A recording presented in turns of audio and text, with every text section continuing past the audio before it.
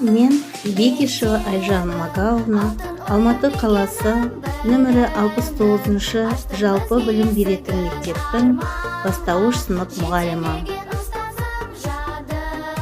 Ұстаздық еңбек жолында жүргеніме де бір талай уақыт болыпты.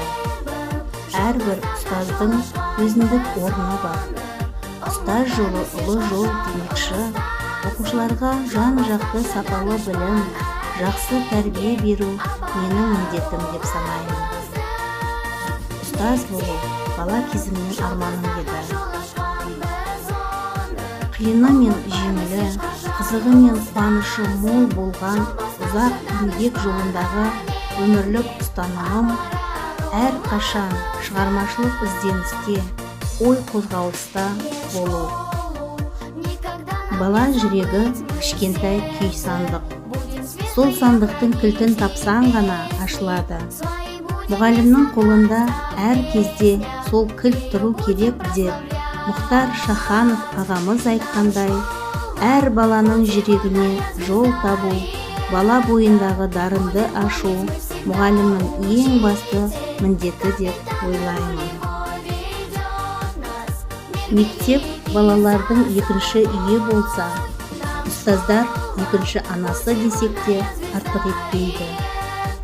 Әр үйдің еркелерін бір арнаға тоғыстырып, олармен жұмыс жасау оңайға соқпайды.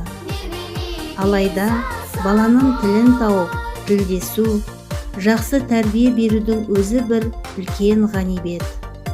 Ақ парақ бетіне сызу сызғандай, баланың кіршіксіз санасына алғашқы адамгершілік, мейірімділік нұрын сеуіп, білім, өнер нәрімен сусындату мына біз мұғалімдердің еншісінде.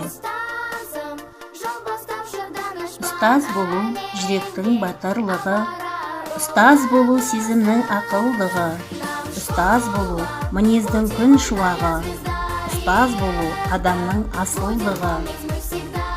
Осы өлең жолдарын оқығанда мен өзімді бақытты сезінемін. Ұстаз болғаныма мақтанамын. Өйткені ұстаз мақтан тұтар ұлы мамандық.